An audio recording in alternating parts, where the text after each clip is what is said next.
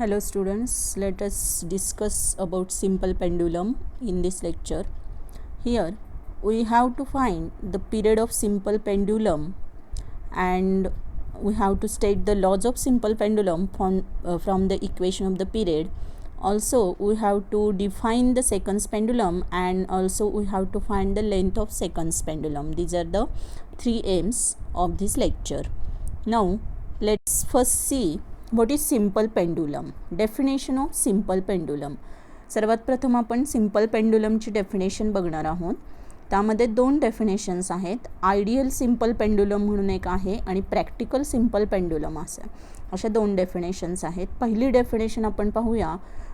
An ideal simple pendulum is a heavy particle suspended by a massless, inextensible, flexible string from a rigid support. And practical simple pendulum is a small heavy sphere suspended by a light and inextensible string from a rigid support. बघा आता ह्या दोन डेफिनेशन्समध्ये काय main difference आहे ते बघूया आपण. Ideal इथं म्हटलेलं आहे प्रॅक्टिकल, दोन्ही सिंपल पेंडुलमच्याच डेफिनेशन आहेत. आयडियलमध्ये म्हटलेलं आहे हेवी पार्टिकल म्हटलेलं आहे आणि प्रॅक्टिकल सिंपल पेंडुलममध्ये म्हटलेलं आहे small heavy sphere. Dense heavy means ब्रॅकेटमध्ये dense sphere called as the bob. म्हणजे इथं पार्टिकल म्हटलं आहे, ह्या ठिकाणी इथं स्मॉल हेवी स्पियर असं म्हटलेलं आहे. हा मेन डिफरन्स झाला. त्यानंतर इथं मासलेस, इनएक्सटेन्सिबल, फ्लेक्झिबल स्ट्रिंग म्हटलेलं आहे. इथं म्हटलेलं आहे लाईट इनएक्सटेन्सिबल स्ट्रिंग. इनएक्सटेन्सिबल शब्द दोन्हीकडे सेम आहे, फक्त इथं मासलेस आहे त्याच्याऐवजी इथं लाईट घेतलेलं आहे. मासलेस म्हणजे मासलेस आपण पार्टिकल कन्सिडर करू शकत नाही, म्हणून आपण इथं एक स्मॉल हेवी स्पियर कन्सिडर करतो आहे.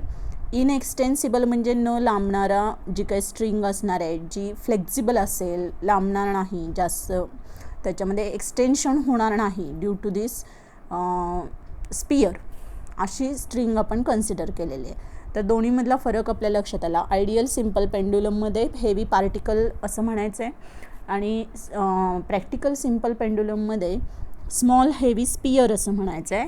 ह्या ठिकाणी जी स्ट्रिंग असणार आहे आयडियल सिंपल पेंडुलममध्ये त्याला मासलेस, इनएक्सटेन्सिबल, फ्लेक्झिबल स्ट्रिंग म्हणायचं आहे आणि प्रॅक्टिकल सिंपल पेंडुलममध्ये जी स्ट्रिंग असणार आहे ती लाईट अँड इनएक्सटेन्सिबल स्ट्रिंग असणार आहे आणि ती रिजिड सपोर्टपासून आपण त्याला एक स्पियर बांधलेला असणार आहे. त्या स्पियरला किंवा त्या छोट्याशा जो बॉब आहे त्याला म्हणायचं बॉब. हेवी पार्टिकल आपण म्हणू शकत नाही ह्याला, कारण हा नंबर ऑफ पार्टिकल्सने बनलेला आहे. म्हणून आपण इथं काय प्रॅक्टिकलमध्ये आपण ह्याला काय म्हणत असतो आहे तर सिंपल ह्याच्यामध्ये स्पियर म्हणत असतो किंवा स्मॉल बॉब असं म्हणत असतो. ह्याला म्हणायचं सिंपल पेंडुलम. म्हणजे सिंपल पेंडुलमची डेफिनेशन आपल्या सर्वांच्या लक्षात आली की प्रॅक्टिकल सिंपल पेंडुलम म्हणजे एक छोटासा असा स्मॉल स्पियर असणार आहे ज्याला तुम्ही रिजिड सपोर्टपासून एका स्ट्रिंगच्या साह्याने सस्पेंड केलेला असणार आहे. ती जी स्ट्रिंग असणार आहे ती इनएक्सटेन्सिबल असणार आहे आणि लाईट असणार आहे, म्हणजे लाईट इन वेट असणार आहे. फार थिकनेस त्याचा हा कमी असणार आहे. अशा प्रकारचा हा सिंपल पेंडुलम असणार आहे. तर आता आपल्याला काय करायचं आहे तर हा जो सिंपल पेंडुलम आहे हा सिंपल पेंडुलमचे जे काय ऑस्युलेशन्स आहेत त्या ऑस्युलेशन्सचा आपल्या पिरियडचे इक्वेशन आपल्याला डिराईव्ह करायचं आहे. तर आपलं पहिलं एम असं आहे की to determine the period of simple pendulum. Now here see this information. The distance between, आता पिरियड काढण्यासाठी आपल्याला काय काय लागणार आहे ते पहिल्यांदा आपण ह्या डायग्रॅममध्ये, ही जी डायग्रॅम आहे सिंपल पेंडुलमची, ही डायग्रॅम पण 2 मार्क्सला विचारतात नुसती. Draw a neat label diagram of simple pendulum. त्यामध्ये तुम्हाला ही डायग्रॅम काढता आली पाहिजे. त्यासाठी इथं रिजिड सपोर्ट आहे, ही लाईट इनएक्सटेन्सिबल स्ट्रिंग आहे, हा स्मॉल स्पियर हेवी बॉब म्हणजे ह्याला म्हणायचं पेंडुलम ज्याला आपण म्हणतो बॉब.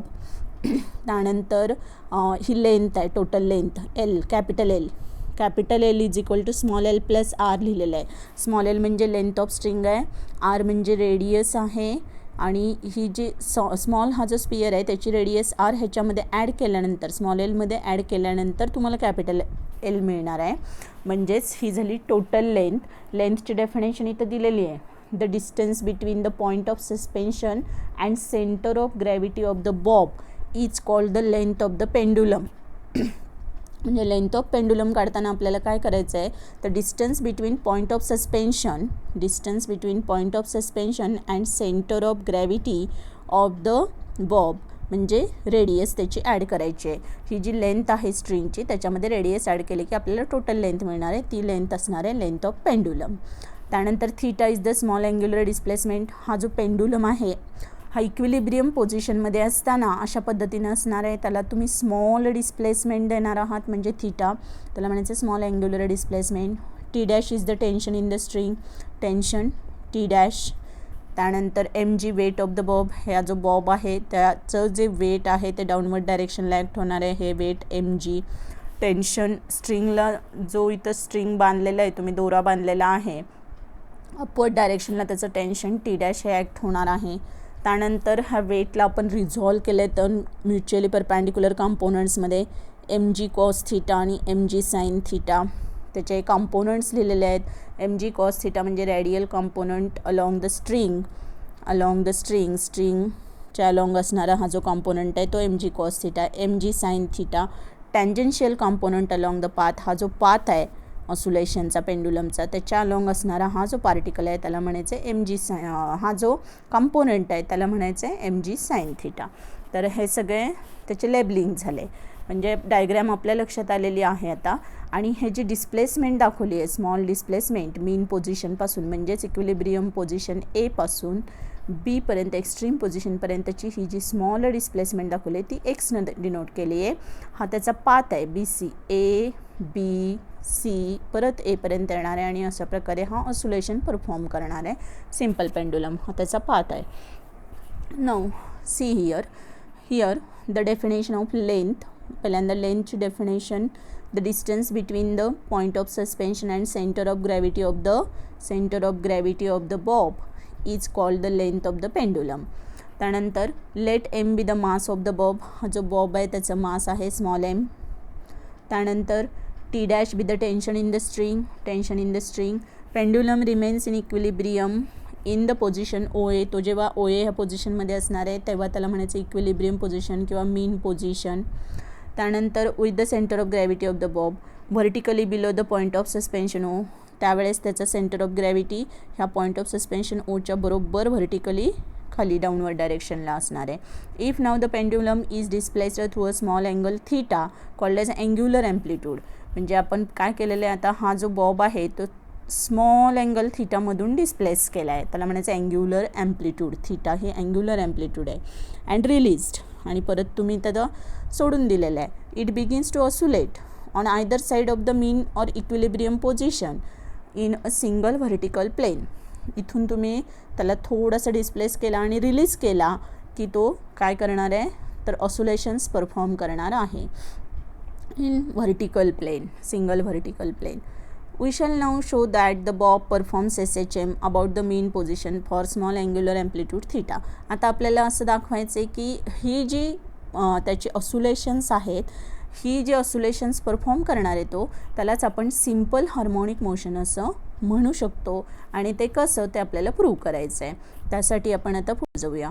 तर पहिल्यांदा बघा, इन द डिस्प्लेस्ड पोझिशन म्हणजेच एक्स्ट्रीम पोझिशनला डिस्प्लेस पोझिशनमध्ये two forces are acting on the bob. हा जो बॉब आहे हा बॉबवरती कोणकोणते फोर्सेस ॲक्ट होतील जेव्हा तो डिस्प्लेस्ड पोझिशनमध्ये असेल तेव्हा.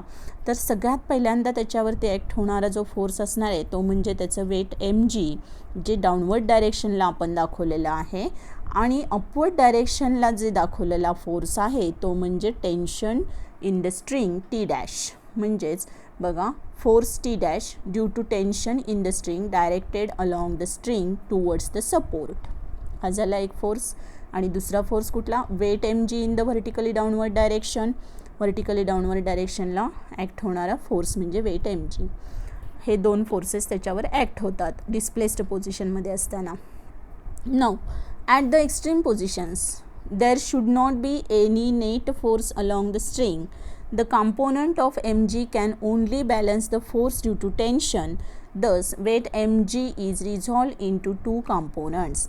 आता काय होणार आहे बघा, हा जो कंपोनंट आहे डाऊनवर्ड डायरेक्शनला ॲक्ट होणारा mg तो आपल्याला काय करायचं आहे तर दोन म्युच्युअली परपॅन्डिक्युलर कॉम्पोनंट्समध्ये रिझॉल्व करायचं आहे, कारण ह्याला बरोबर व्हर्टिकल डायरेक्शनला हा नाही आहे, म्हणजेच ह्याला बॅलन्स करणारा ह्याच्या अलॉंग असणारा स्ट्रिंगच्या अलॉंग असणारा कॉम्पोनंट आपल्याला काढला पाहिजे. त्यासाठी आपण काय केलं तर वेट mg जे आहे बॉबचं ते आपण दोन म्युच्युअली परपॅन्डिक्युलर कॉम्पोनंट्समध्ये रिझॉल्व केलं. Weight is a force acting in the downward direction. Now it is resolved into two perpendicular components, mg sin theta and mg cos theta. Now the component mg cos theta is along the string. आता स्ट्रिंगच्या along असणारा component आपल्याला मिळालेला आहे, तो आहे mg cos theta. तसाच जो दुसरा कॉम्पोनंट आहे mg sin theta, हा जो कॉम्पोनंट आहे हा कॉम्पोनंट टँजेन्शियल कॉम्पोनंट म्हणायचं याला. हा कॉम्पोनंट कुठल्या डायरेक्शनला नेणार आहे ह्या बॉबला, त्याला मीन पोझिशनला नेण्याचा प्रयत्न करणार आहे.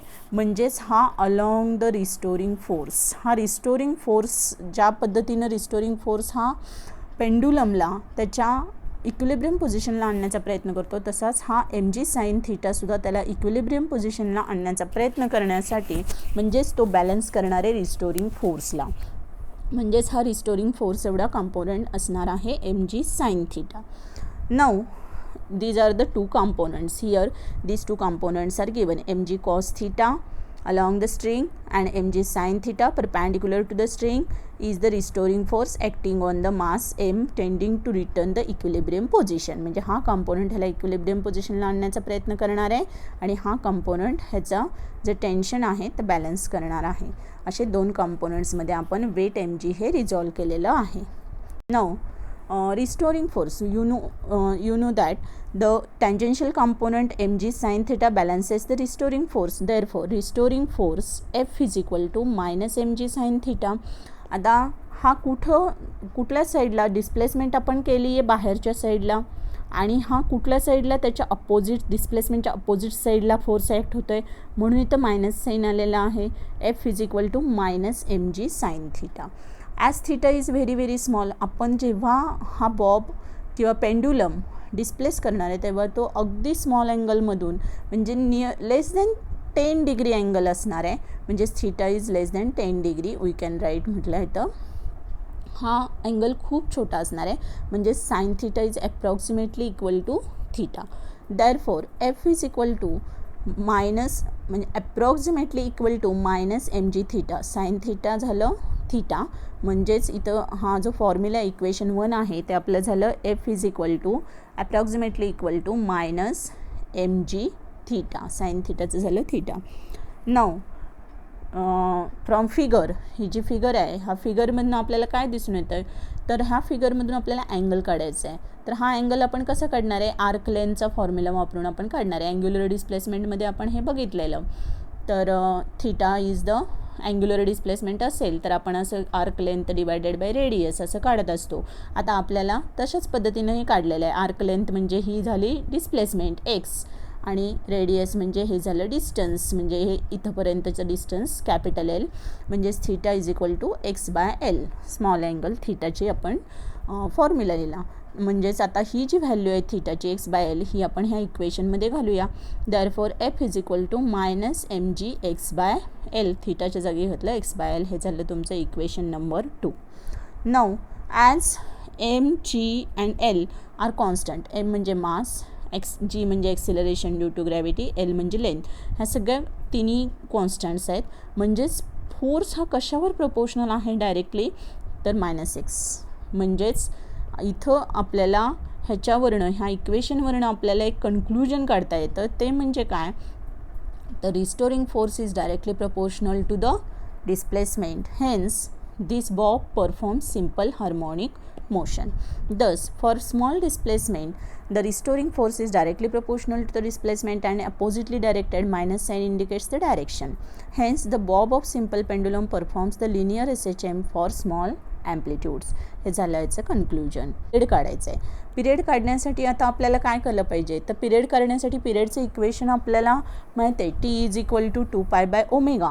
म्हणजे आपल्याला हे जे पिरियडचं इक्वेशन आहे the period T of oscillation of pendulum is given by 2π by omega. Omega म्हणजे काय तर आपण हे ओमेगा म्हणजे अँग्युलर फ्रिक्वेन्सी किंवा ह्याला म्हणतो आपण angular velocity that is equal to ओमेगाचाच फॉर्म्युला आपण असा पण लिहिलेला आहे, पिरियडचा फॉर्म्युला हा काढलेला आहे आपण ऑसोलेशनमध्ये 2π/√, ॲक्सिलरेशन पर युनिट डिस्प्लेसमेंट हाही फॉर्म्युला आपण काढलेला आहे.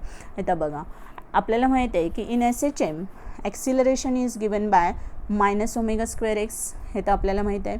त्याची मॅग्निट्यूडमध्ये मायनस साईन आपण थोड्या वेळापुरतं आपण मॅग्निट्यूड कन्सिडर करूया. Only magnitude, minus sign indicates the direction. Displacement and acceleration are oppositely directed. Here we consider only magnitude. In magnitude, ω² is equal to acceleration divided by x. Now, omega is equal to √ acceleration divided by x म्हणजे displacement. Period is equal to 2π/ω म्हणजेच t is equal to 2π/√, acceleration per unit displacement. तेच displacement हे जे equation आहे पिरियडचं तेच इथं आलेलं आहे. नाउ फ्रॉम इक्वेशन 2 आपण now from equation 2 F is equal to -mgx/L. Now आपल्याला माहिती आहे की force is equal to mass into acceleration. एफच्या जागी फक्त मी ma घातलेलं आहे. -mgx/L, mला m कॅन्सल झालेला आहे बरोबर. हा एक्सने इकडे डिवाइड केलेला आहे म्हणजेच आपलं ॲक्सिलरेशन पर युनिट डिस्प्लेसमेंट इथं मी घेतलेलं आहे a/x इज इक्वल टू काय आलं -g/L. m कॅन्सल झालं म्हणजे -g/L. Now that is equal to consider only magnitude म्हणजेच g/L म्हणजे a/x ची व्हॅल्यू आपली काय आली g/L. आता ही जी व्हॅल्यू आहे ती आपल्याला इथं घालायची आहे. a/x ची व्हॅल्यू जी g/L आलेली आहे ती आपल्याला ह्या इक्वेशनमध्ये घालायची आहे ॲक्सिलरेशन पर युनिट डिस्प्लेसमेंटच्या जागी. म्हणजेच आपलं पिरियडचं इक्वेशन येणार आहे t is equal to 2π√L/g बरोबर. म्हणजेच हेच इक्वेशन इथं आलेलं आहे. Substituting in expression for t, हे जे इक्वेशन आहे acceleration per unit display a/x ते इथं घातलं आहे फक्त √g/L आणि हे वरती गेल्यानंतर L वरती जाणार आहे आणि t is equal to 2π√L/g. This is the most important equation for the period of simple pendulum. This gives the expression for a time period of simple pendulum. आणि हा एक्सप्रेशनवरती आपल्याला न्यूमरिकल्स असू शकतात. शिवाय ह्या एक्सप्रेशनवरून आपल्याला simple pendulum, laws of simple pendulum पण डिफाईन करायचे आहेत जे पुढे केलेले आहेत आपण. आता हे एक्सप्रेशन काढण्यासाठी आपण कोणकोणते ॲझम्पशन्स केलेली आहेत हे बघूया. हे एक्सप्रेशन अतिशय महत्त्वाचं आहे परीक्षेच्या दृष्टीनं. ह्याचं डेरिवेशन पण विचारलं जाऊ शकतं, याच्यावरती क्वेश्चन येऊ शकतो. 3 किंवा 4 मार्क्सचा क्वेश्चन आहे. Obtain an expression for period of simple pendulum असा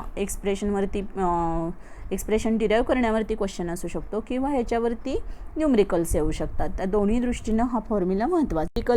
now which are the assumptions we made here.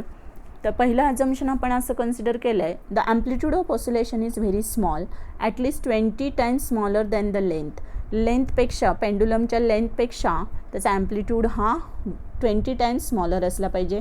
म्हणजेच आपण इथं amplitude less than 10 degree consider केलेला थीटा. त्यानंतर दुसरं ॲझम्पशन आहे the length of string is large, length large पाहिजे. During the oscillations the bob moves along a single vertical plane. ही assumptions आपण कन्सिडर केली आहेत आणि त्या ॲझम्पशन्सला धरून आपण हे डेरिवेशन डिराईव्ह केलं आहे. तर आपण पिरियड काढला t is equal to 2π√L/g. आता आपल्याला फ्रिक्वेन्सी काढायची आहे. तुम्हाला माहिती आहे की frequency is equal to reciprocal of period म्हणजेच n is equal to 1/t. Therefore n is equal to 1/2π, ह्याचं रेसिप्रोकल घ्यायचं आहे 1/2π√L/g म्हणजेच वरती गेल्यानंतर येणार आहे g/L. फ्रिक्वेन्सीचा formula, frequency n is equal to 1/2π√g/L. तर अशा पद्धतीने आपण फ्रिक्वेन्सी पण काढू शकतो ह्या फॉर्म्युल्यावरून, पिरियडच्या फॉर्म्युल्यावरून. Now we have to state the laws of simple pendulum. आता सिम्पल पेंडुलमचे लॉ स्टेट करण्यासाठी आपल्याला पिरियडचा फॉर्म्युला कन्सिडर करायचा आणि ह्या फॉर्म्युल्यावरनं लॉज लिहायचे. These are very simple. बघा पहिला लॉ आपला काय असणार आहे the period of simple pendulum is directly proportional to the square root of length. T is proportional to √L.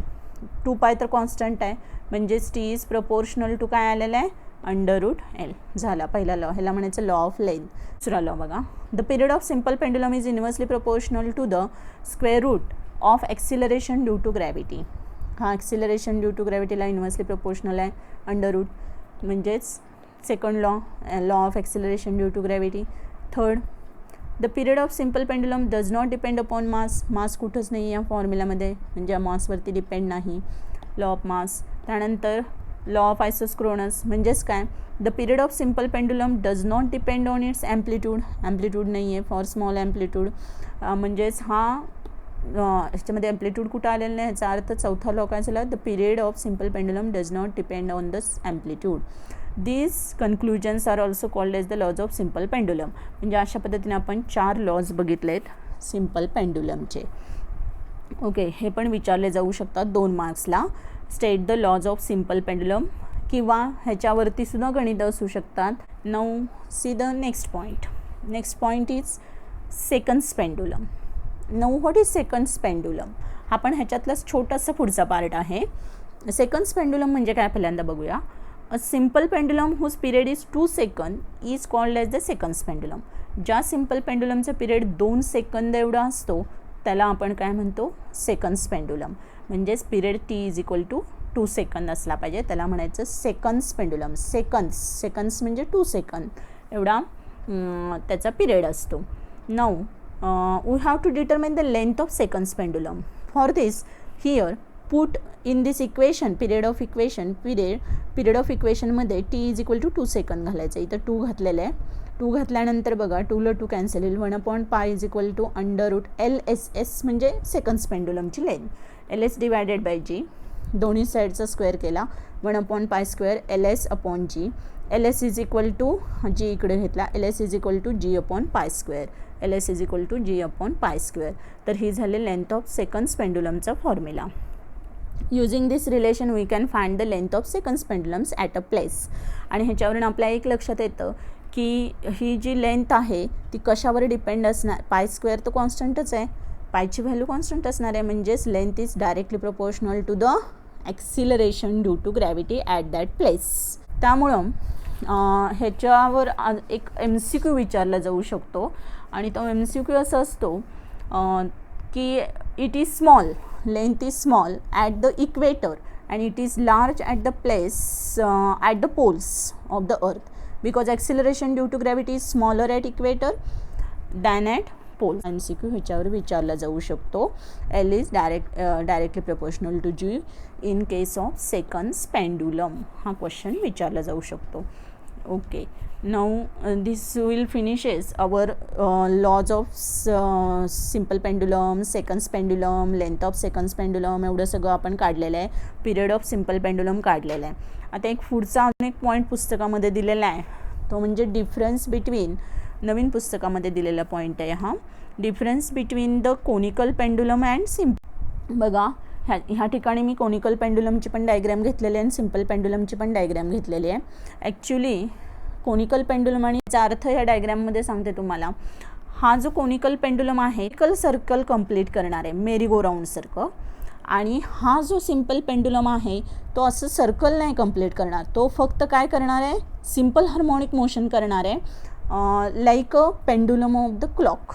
म्हणजे दोन्हीमधला फरक तुमच्या लक्षात आला की कोनिकल पेंडुलमची ट्रॅजेक्टरी ही हॉरिझॉन्टल सर्कल टाईप असणार आहे, आणि ह्याचं जे मोशन असणार आहे सिम्पल पेंडुलमची ती सिम्पल हार्मोनिक मोशन असणार आहे. ज्याप्रमाणे व्हर्टिकल सर्कलमध्ये अशा पद्धतीनं त्याचे रोटेशन्स होत असतात, त्याप्रमाणे त्यातला एक पार्ट आहे, हा छोटासा पार्ट हा परफॉर्म करतो आहे.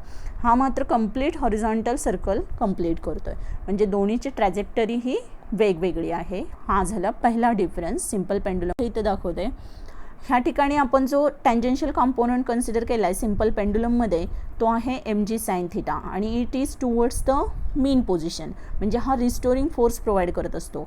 F is equal to -mg sin θ आपण बघितलेलं, म्हणजेच -kx हा रिस्टोरिंग फोर्स आहे. तर हे झालं सिम्पल पेंडुलमच्या बाबतीत. कोनिकल पेंडुलमच्या बाबतीमध्ये काय होतं आहे, तर हा जो फोर्स आहे, म्हणजे हा जो टँजेन्शियल कॉम्पोनंट आहे mg sin θ हा टुवर्ड्स द सेंटर असतो, आणि ही सर्क्युलर मोशन आहे, म्हणजे हा सेंट्रिपिटल फोर्स प्रोव्हाइड करतो. म्हणजेच F is equal to mv²/r is equal to mg sin θ इथं असणार आहे, आणि इथं काय असणार आहे kx is equal to mg sin theta असणार आहे. असा ह्यामधला हे जे दोन फोर्सेस आहेत जो हा टँजेन्शियल कंपोनंट प्रोव्हाइड करतोय हे दोन वेगवेगळे फोर्सेस आहेत. हा इकडच्या कोनिकल पेंडुलममध्ये तो सेंट्रिपिटल फोर्स प्रोव्हाइड करतोय आणि ह्या ठिकाणी तो रिस्टोरिंग फोर्स प्रोव्हाइड पेंडुलम असा एक त्यांनी पॉईंट दिला आहे. कोनिकल पेंडुलम आणि सिंपल पेंडुलममधला डिफरन्स दिलेला आहे. सिंपल पेंडुलममध्ये काय फरक आहे ते बघूया.